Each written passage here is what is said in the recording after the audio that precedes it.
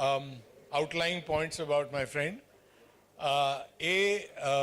Ravi, you recall we were incredible competitors at school. Yes. Yeah? And you know what competition is about in school. It's brutal. So, welcome back to the ring. Yeah?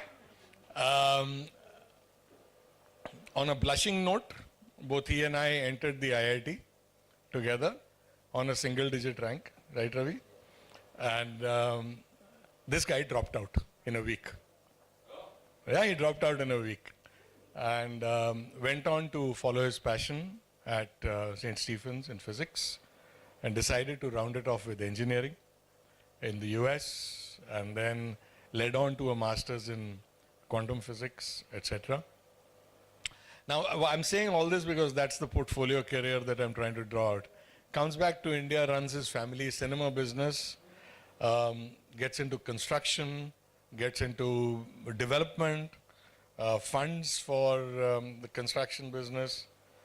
And I will have to refer to his bio because as we met a few weeks ago and had a quiet conversation on the sides of an old Columbians meeting in a friend's house, we could catch up on all these decades that we had actually missed meeting each other. His son Sajil is a software engineer, runs a software company. In fact, he now moved on to within real estate to putting up a project in organic farming and real estate development connected. And he describes himself as a Buddhist scholar, a philosopher, and with a lot of published lectures on the subject that we're about to talk about.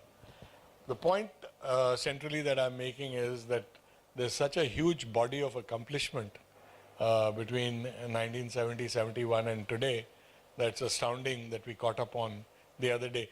And I had the faintest, not even the faintest of hesitation in saying, will you come and talk to our group?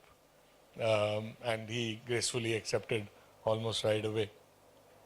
Ravi, I'm not going to steal your thunder from your Vedic profile, but in short, what I recall from that conversation, and that's a full page on the other side, I'm going to let it be, and he'll do the honors himself.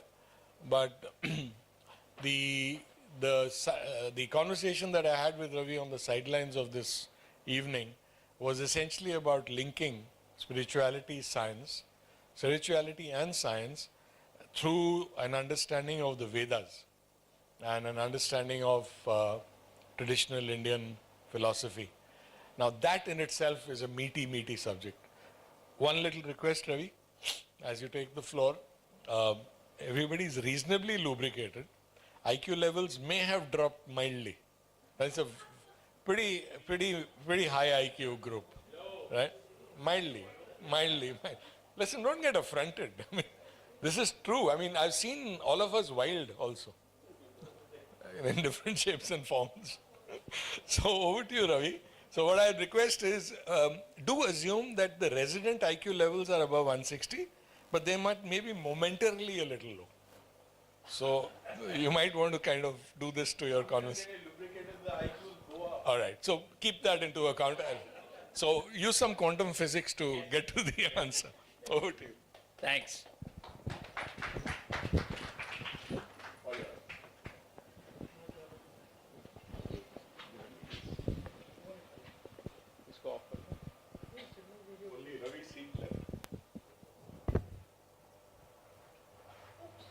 Good evening, friends. I think most of us know each other. Thank you very much, Rotaj, for giving me this opportunity to talk to all of you. I have made a presentation basically to link both science and spirituality. Let me be a little autobiographical here. So I'll touch upon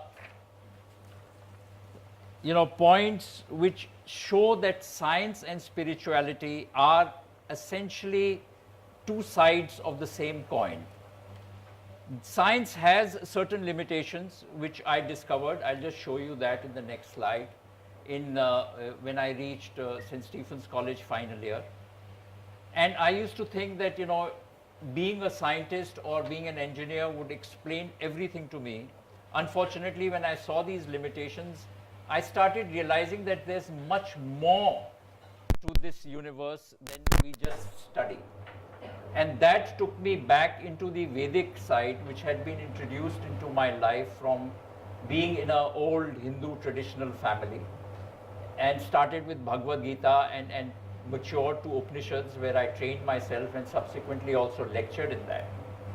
But I found that there were not only limitations on the spiritual side, there was pure knowledge, but it had also been vitiated. It had been taken by the so-called Brahmanical cult and changed into things which sort of lost all connection with the old Upanishadic grounding. So my attempt today will be to show you the limits of both sides of this beautiful topic which Rotash gave me, and tell you how we can put these two things together in their pure format going forward. And there are more philosophical practices which can do this. So when I reached third year of physics, I used to think that, I'm going to explain everything and, you using physics. And that's why, like he mentioned, I actually dropped out of IIT because I was so passionate about physics and mathematics that I said, no, I must go there. And I reached actually about 10 days late. And because we were good students, I was able to get admission into Stephens. But in the final year, I got two shocks. And these are the two shocks. We found that there is a limit in science. Science comes and stops at a point. The first limit that I saw was the speed of light. Somebody was talking about light just now. And I was told that, wait a minute, all the things that you think are instantaneous, there's no such thing. Light has a finite speed and it stops, it cannot go faster than that. And the moment I start pushing any item which should move faster than, and touch the speed of light, the extra energy doesn't go into the speed, but starts going into the mass. So that is the E is equal to mc squared, which was actually a derivation which Einstein did. And it's remarkable how he reached this, conclusion which was absolutely not, sort of understandable. The other thing is that quantum mechanics, we reached, when we studied the lecture on quantum mechanics, I still remember the, professor coming in and telling us that, listen, everything that you have done so far in mechanics is to be dropped. There is no mechanics in this area now. There is sometimes that this thing will act as a wave, and sometimes it will behave as a particle. We will touch upon that in a different manner later on. My next, experience with this science and spirituality combination, I remember, was when I was in the US. I used to, have long discussions with my solid state physics professor, Professor John Wiley. And he and I used to always discuss this counterplay between science, its limits, and how Vedas and Upanishads can push. So one day he came in 1976 and gave me this book called The Tao of Physics by Fritjof Capra. And this is actually where my journey of combining these two aspects in my life and my study started. And this was a chapter called The Parallels in that book. I sincerely recommend, if you haven't already looked at it, if you're interested in science and spirituality, it's a very, very good point to start. On one side is the Rig Veda, and on the other side is Einstein's theory of relativity. And he asked the author that, are these two languages which are 5,000 years apart, but addressing the same reality? Are they talking about the same universe, but in two different methods which are separated? And I said, wow, this is absolutely true, because somehow we had done this 4 years of Sanskrit in school, so I could read some of the shlokas, and I knew, about Einstein's theory of gravity. So it really excited me that maybe let's try and combine. So as we proceed, I will not get very academic, this is it, but I will try and show you some aspects of how science is, when it gets limited, where spirituality will take over, and the Vedas is one of the finest to address this. This is what I was telling you, there are two languages 5,000 years apart. Imagine that 5,000 years back, you have these very, very sparse population in this huge Indo-Gangetic plain. And these rishis had this luxury of, being absolutely in tune with nature. The rhythms of nature were followed to the extent that they talk about that they would eat the fruit which was freshly fallen. They would not disturb the tree. If you, go and listen to their sensitivity and read about that, and the worm had not gotten it.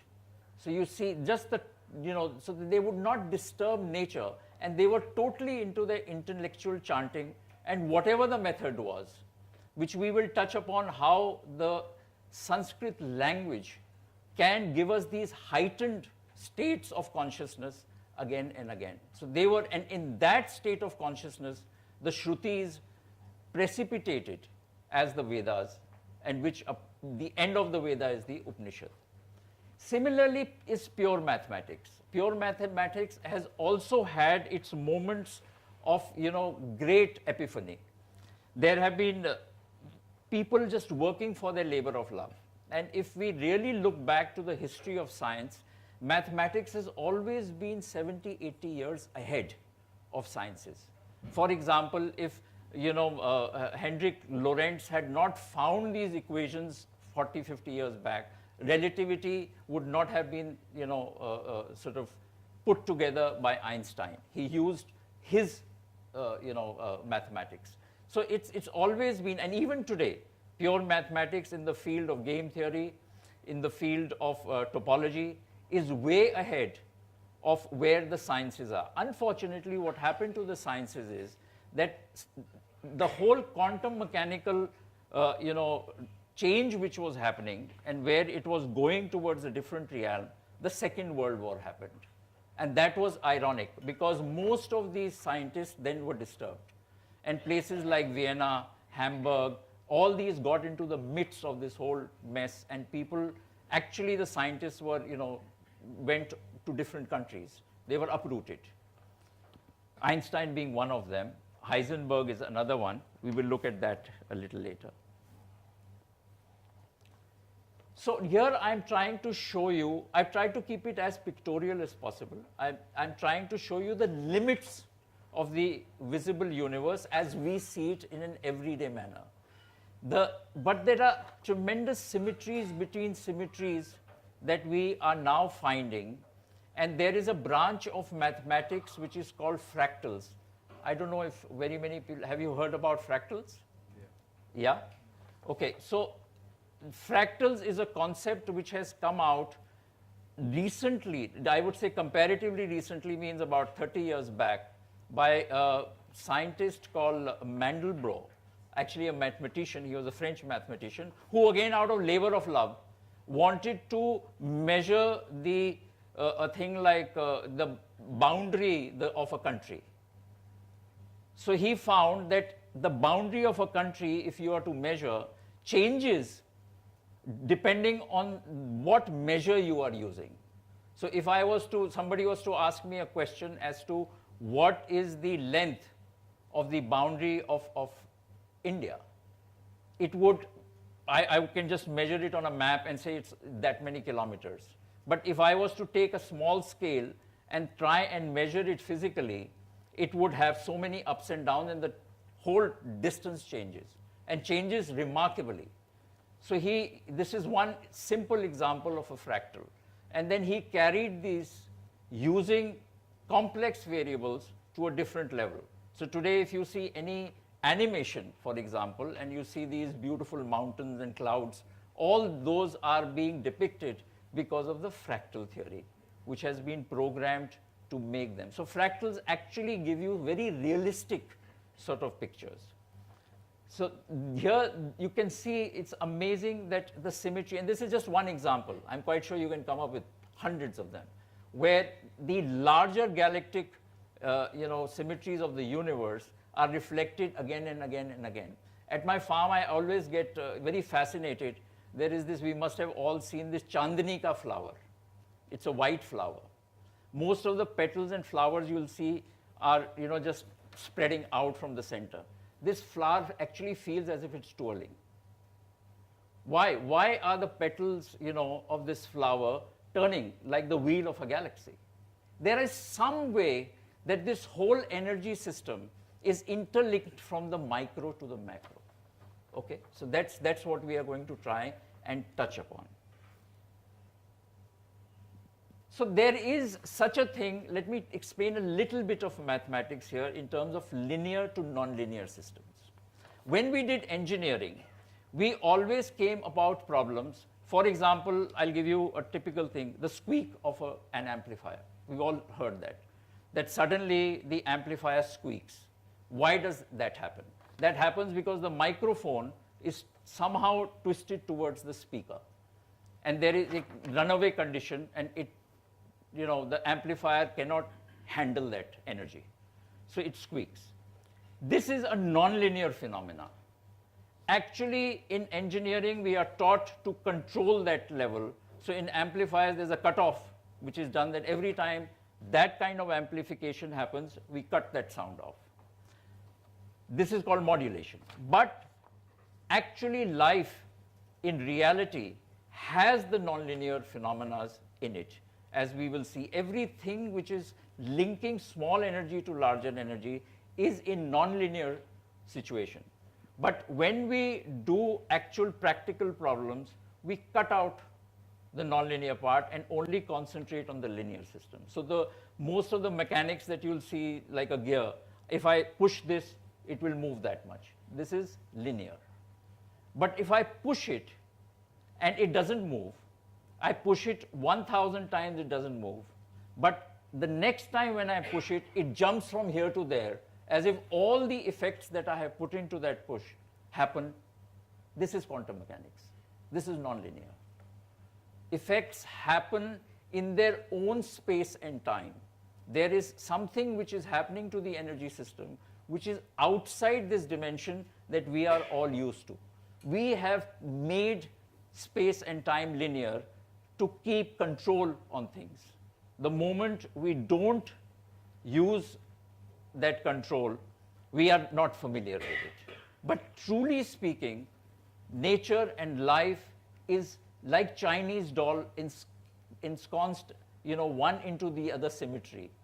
And that's what we see in the universe, and that's what nonlinearity is, really.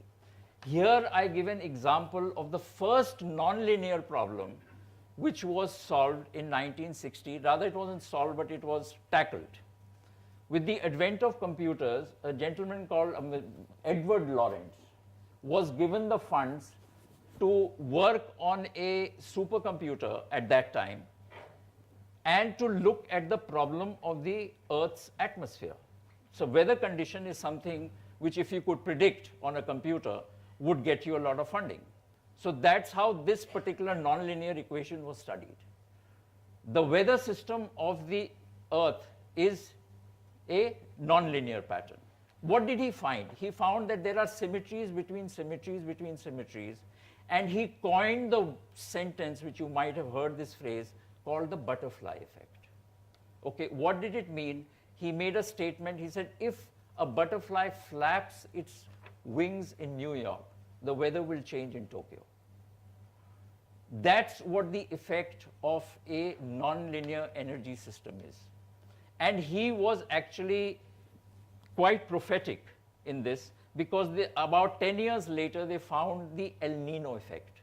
You must have all at some stage of the heard about El Nino. El Nino is a current which is somewhere in the Pacific Ocean. If they study that, they are able to sense and predict what is going to happen to the weather the rest of the year. So, what I'm trying to say is that in a nonlinear energy system, and this is just one of the energy systems which we've studied, we do not have the wherewithal to study the energy system from the galaxies to the creation and to where we are. And I will show you that actually the Upanishads have a method. I'll just introduce you to you because we don't have that much time, that they actually have a methodology of trying to, and that is spirituality. That is where spirituality comes in, and this is where science sort of stops. The complexity of the problems becomes so huge that we cannot address them even with our largest of computers. These are two Nobel Prize winners, both of them scientists who worked intensely on quantum mechanics. I will just give you their thoughts. I thought I'll just put them there so that to underline what I have just told you.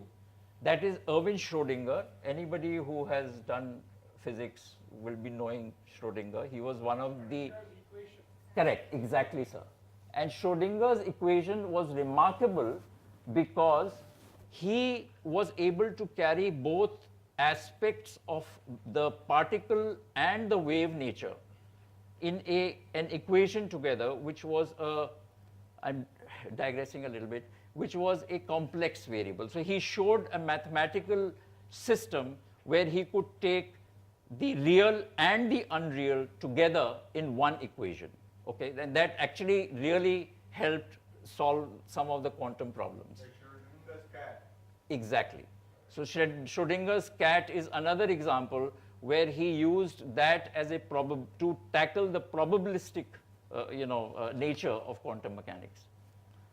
The other is Werner Heisenberg, who came up with what we call the uncertainty principle, which again is the basic fundamental and really a path-breaking concept which he introduced in quantum mechanics. Very simple. It says that we cannot know everything to infinite precision. So if I'm trying to pinpoint a particle, say like an electron, if I try and pinpoint in terms of where it's located, I will not know how fast it's moving. If I try and study how fast it's moving, then I don't know where it is. This again is the duality which emerges in quantum mechanics. And it goes to show that we cannot have complete knowledge about the smallest particles that we are talking about in physics every day. At the CERN and all these Higgs bosons and all this is happening, we can still not pin them down. We will be finding more and more symmetries within them. So he says, Schrödinger, as they grew older and they realized the limits of their own knowledge, I'll just read that. The reason why our sentient, percipient, and thinking ego is met nowhere within our scientific world picture can easily be indicated in 7 words. Because it itself is that world picture. We are ourselves part of the larger picture. We are not separate from that. There is obviously only one alternative, namely the unification of minds or consciousnesses. Their multiplicity is only apparent. In truth, there is only one mind. This is the doctrine of the Upanishads. He was a very avid reader of the Upanishads. He's got a number of other quotes in a book called Mind and Matter. He also wrote a book called What is Life? Highly recommend that. If you really, these were written in the 40s and the early 50s, but amazing insight into what we are talking about. Heisenberg had a similar sort of experience. He says the problems of language here are really serious. We wish to speak in some way about the structure of the atoms, but we cannot speak about atoms in ordinary language. How do you speak and give a word to something which is evanescent? It's not here, it's not there. And what I'm saying, when I'll say it, you will think about the neti-neti concept in the Upanishads. Ye bhi nahi hai, wo bhi nahi hai, wo bhi nahi hai. There are so many negations in the Upanishads when they talk about the Brahman. This is basically towards what he's pointing towards. The next step, I thought I will show you a little bit before I talk about the Sanskrit as a language, is whenever you are in a heightened state of consciousness, you are able to see things which normally surprise you. They are not visible. We have hundreds of examples in the Upanishads. You may have seen these popular videos which come on WhatsApp, that the Indian rishis had seen the Sapt rishis. They knew that that particular one star was a dual star and all that. I'm giving you an example from the western side, and I thought I'll keep it pictorial. This is Starry Night, which Van Gogh had painted in 1889.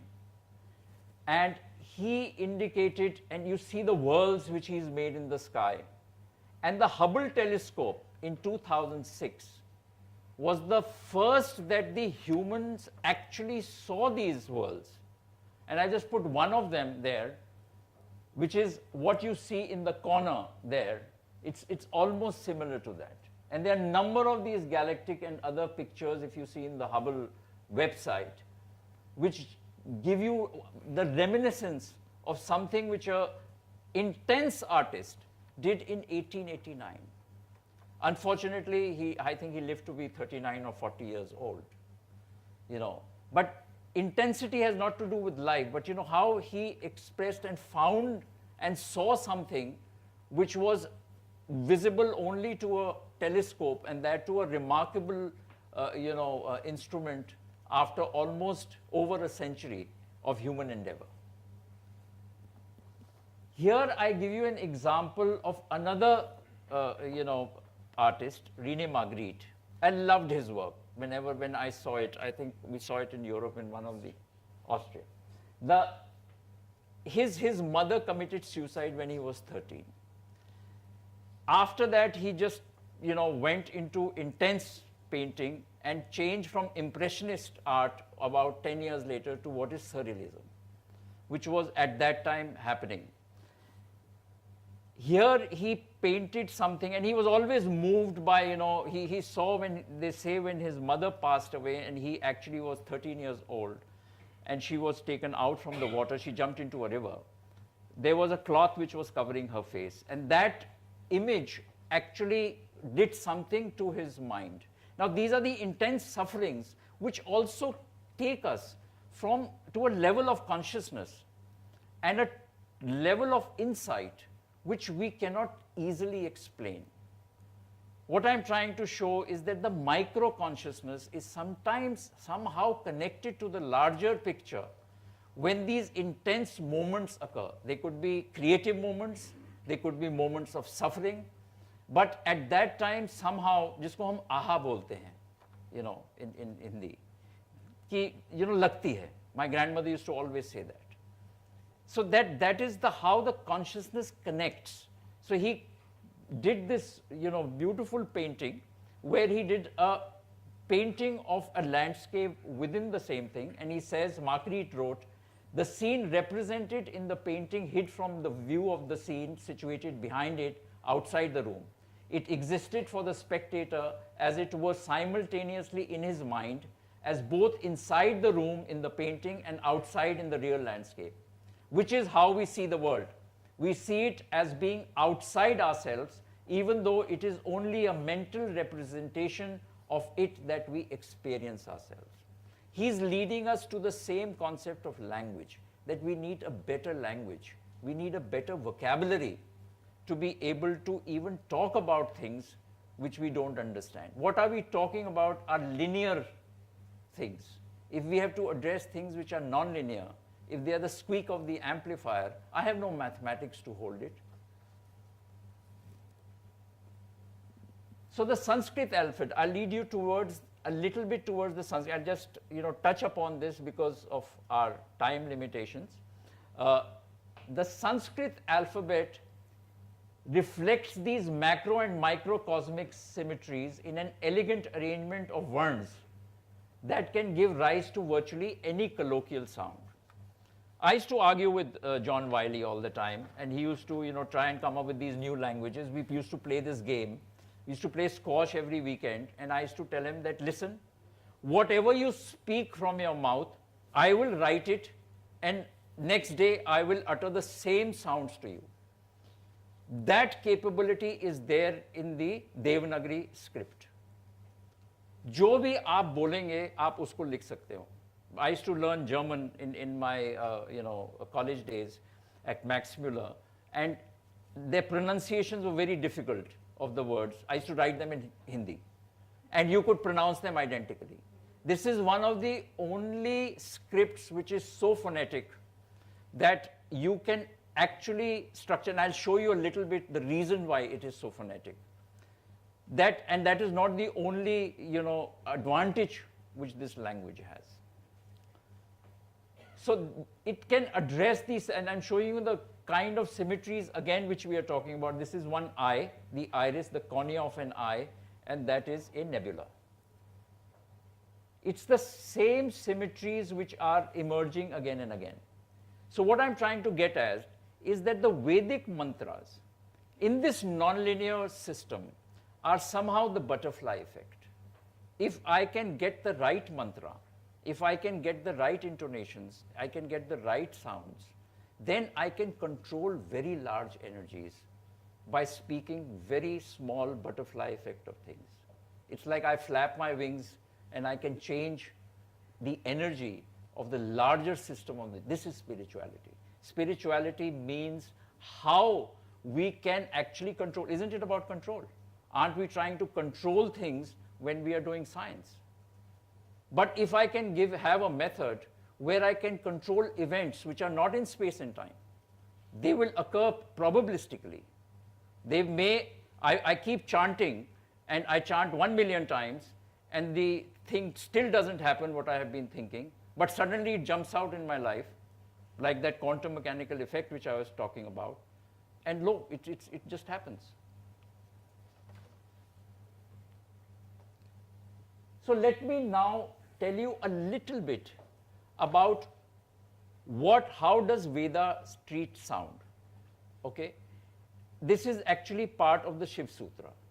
The Shiv Sutra explains what we call the semiotic expression. It explains the best of how your body can interact and give energy to the universe outside. So the best form of movement is the yoga, okay, or it's the nritya, or the best way to speak is sound. So Shiv Sutra addresses all these aspects of semiotic, possibilities. One of them is sound. So sound in the Vedas, it looked at in two simple ways. One is bhugolik, that I am standing on the earth and I am looking at everything and I am going to name it. This is called vak. The other way of looking is that I am standing outside the planet, the earth, I'm looking down, but I'm just listening to the sounds. And I put them together, and that is dhvani. The best of sounds that we can utter is vak and dhvani together, and that is what is called vani. And that is what Guru Nanak Ji understood and put his entire compilation of the best of the words, and with every page he added a rag. It's the same system which is prevalent in the Vedas, where if you read the Rig Veda or any Veda, there is a chand which is attached to it. So that whole thing is not actually just spoken. There has a rhythm to it. And that is first, characteristic of this language, which is different. So it is not just the spoken word. It is a divine song. I can give you a lot of, elaborated knowledge, the structure of how these akshars are, the structure of how the rags are, why the rags are in different times, why they are structured. There are 10 thats. There's a whole wide bunch of knowledge. But let's proceed. Let's go to the core.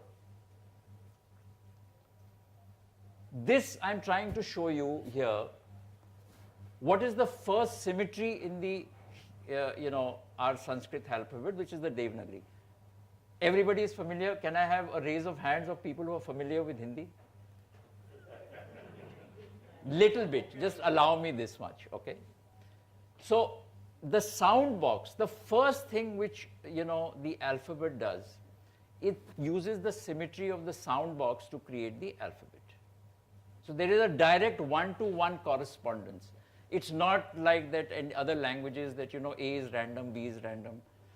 And this thing is brought into both the swars as well as the vyanjans, which is the vowels and the consonants. One structure is that the vowels are outside the consonants. In most of the scripts and languages, you will find that they are sort of intermixed. The three primary vowels are a, e, u. Why do we call these swars? The swar are vowels. At the same time, the swars are also the notes of the music in the dhvani.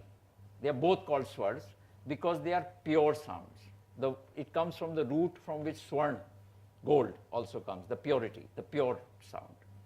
So the three pure sounds are a, e, and u. So if why are they pure sounds? Because when you will utter them, you will not need the movement of the tongue. So they are like light from the sun. It's a direct pran, which is exuding from yourself, just like the direct light from the sun comes to us. The moment I use my tongue, it becomes a consonant. So they are the ka, kha, gha, ga, and they are called the sparsh. This is one symmetry. There are lots and lots of others. If you give me another half an hour, I will explain a lot more. But let us just look at the few things which are important. The a and the h, the aspirate, are both situated right at the guttural. So if you see the alphabet, it moves from the halak, kanthastha, to the lips. So if you will say a, e, u, the sounds are traveling from a to u to your lips. So the sound is actually giving you the shape of the vocal mouth which you are using to speak. It's the same way, more elaborated in the ka, kha, ga, ga. If you start with the ka, kha, ga, ga to the pa, pa, bha, va, ma, it comes to here. So that is the beauty about this language, and that is the reason they have touched every possible point in this sound system that you can create an akshar out of, or a varn, which is called. And that is the reason whatever you speak, I hear, and if I know it correctly, I can write it. So the system is absolutely discursive. It can go back and forth very, very smoothly.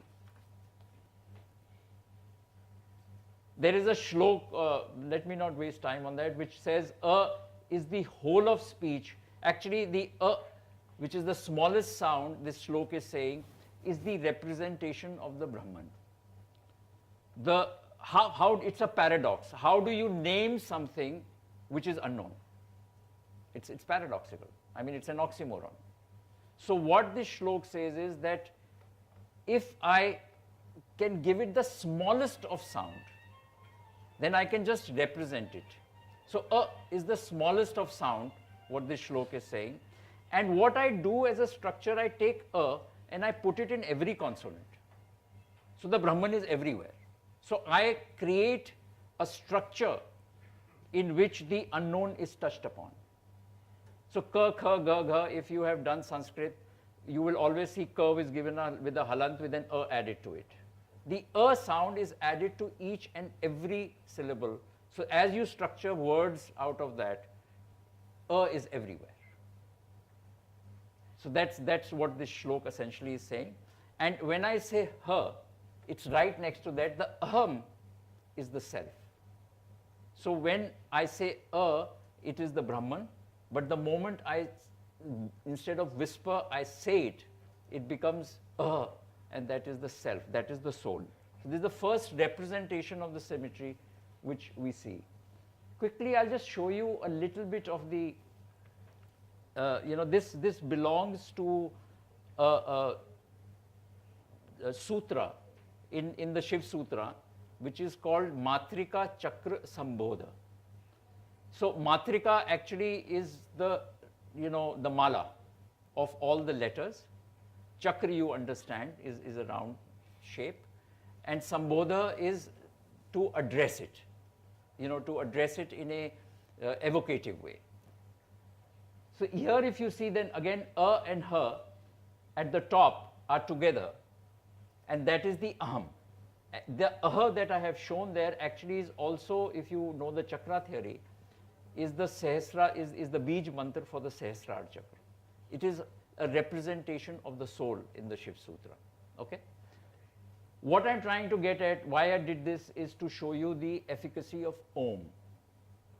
Om as a mantra. Why do we call universal mantra Om है? जो भी आप उच्चारण करेंगे, जो भी करेंगे, उसके अंदर ओम का शब्द जरूर आता है. The reason is that A to Ma, the entire alphabet is enclosed in Om. And when I say Om, the Ma and the nasal stops are the Ang, the Iya, the Ra, the Na and the Ma. These are the nasal stops. Every time you will do a nasal sound, your head will have a humming and a buzzing effect. So every time I say Om, I'm actually doing and pulling the energies inside. One thing I missed, if you people know the rag system in sound, when I gave this slide on the sound, is an Aro and Avro also exists in this knowledge. Are you familiar with Aro and Avro in the rag system? Yeah. Okay. In the Aro system, you can go down the scale. That's the Avro actually, and the Aro is going up scale. You can go down the scale when you're playing in one rag, and you can go up the scale in a different rag. So you need a very, very adept musician to be able to playing a combination of two rags. So like people like Ravi Khanna and all, they used to play these, mixture of rags in an Aro and Avro format. Basically, it is linked to your in-breath and your out-breath. So Avro is the precipitation of breath and Aro is the taking in of breath. The Om is the taking in of breath. You pull in the energies and they go towards your Sahasrar chakra. That is why it is the universal mantra. There are many, many more symmetries, which we can actually talk about with this. Now I sort of put all this thing together. Where are we going? We need both science and spirituality as a balance to take us forward in our existence. This is a shlok in Gita 7.2, where Lord Krishna explains to Arjun that both the internal and the external domains of knowledge are important to reach me, the ultimate reality. When he says me, he actually means the undivided consciousness. So the self is also me, and the external reality is also me. And this is what actually Ramanuj in his Gita Bhashya explains more. Ramanuja interprets this more closely and explained that Gyan is knowledge of Lord Krishna, the universal truth, whereas Vigyan is the study of myself in multitudinous distinctive forms, that this truth disperses into both animate and the inanimate. In other words, Gyan is meditative and draws towards the underlying oneness of all things, while Vigyan is external, it measures, dissects, and analyzes. But then both are important. I cannot just divorce one from the other. We cannot just leave our life today and go in a monastery and just do ucharan and be spiritual. No. True spirituality means that we bring the best of both science as we understand the Vigyan and the Gyan together and live our life in that fashion. This is what this shlok is saying. And I think this is the ethics of what we really need to practice to go forward. I think I should try and close it. I see one person sleeping. Yeah, I'm doing fine? 5 more minutes. Okay. So I thought, just to close and how this Gyan and Vigyan in an, again, intense minds, I took 2 examples. One of a person who I think is extremely spiritual, Nelson Mandela, who had a deep, deep struggle in his life. He was jailed for 27 years, and still he was passionate, came out and actually achieved his objective against all odds and fought for peace. I think that was a typical example of a modern day spiritualist. Spirituality doesn't mean that I give up my house and I go and sit in a ashram. Today's spirituality means that I have a dedicated vow to do something and I achieve that. And how do I achieve it? Because I must be having some mantra which is so intense in my inner consciousness that it connects and gives all the energies from outside and ultimately precipitates them in time for me to achieve it, even though I have to achieve it over a period of a lifetime. So he actually said, you must have read it by now, I have fought against white domination and I have fought against black domination. I have cherished the ideal of a democratic and free society in which all persons live together in harmony with equal opportunities. It is an ideal which I hope to live for and to achieve.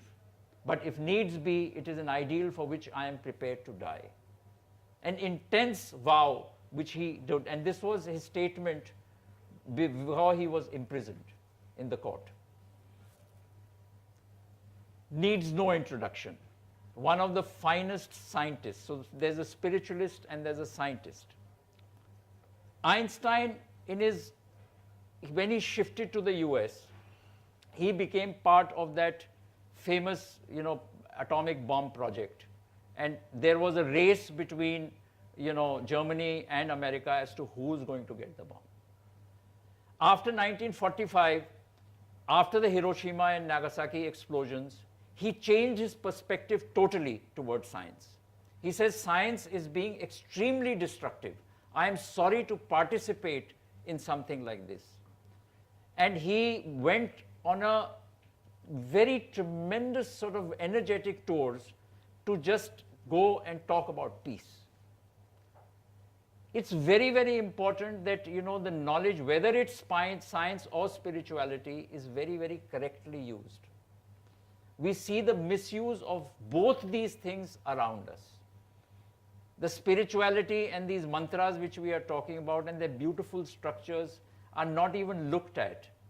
People go around espousing, unfortunately, Gita and other things and are doing all sorts of rapacious things with it.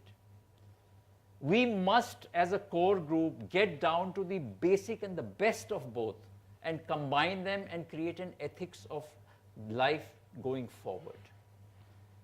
Einstein said, imagination encircles the world. The power of the human spirit, our imagination, is so big that it envelops the entire world. Our heart is invisible, but that invisible heart can open the way to our own future, move the hearts and minds of others, and determine the future of the world. It is the key to building peace. Thank you.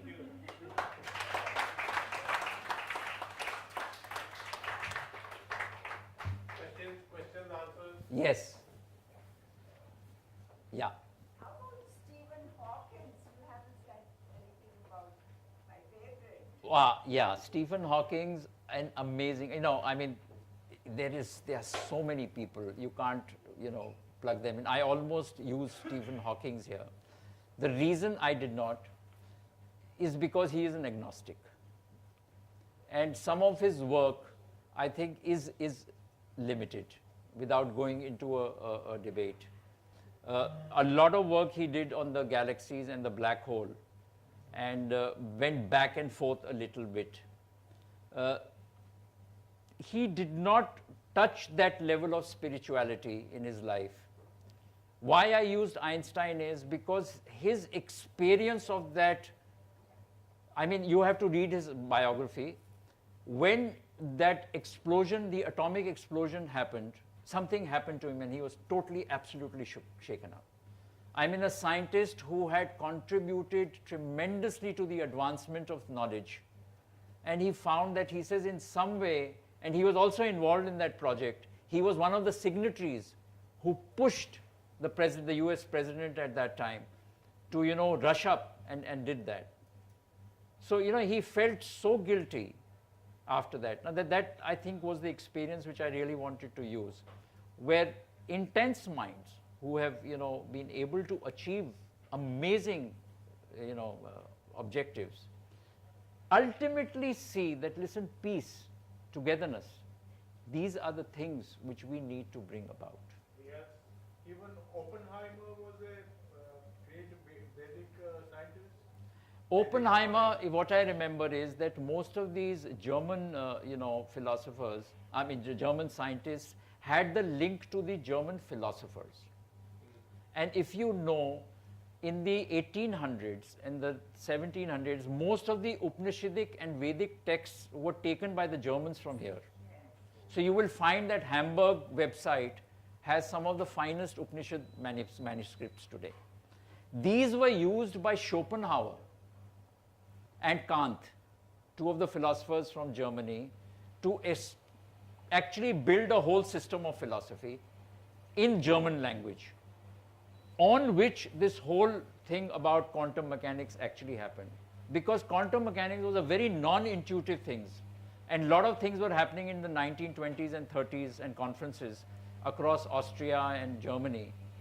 Things were not disturbed. And that's where, all these things came together. So I think you are right, Oppenheimer, because all these were actually coming from Kant and Schopenhauer, historically. Hello? Any questions? I try to keep it Anybody else? simple. Anybody else? Thank you, Ravi. Thank you. Give a big hand.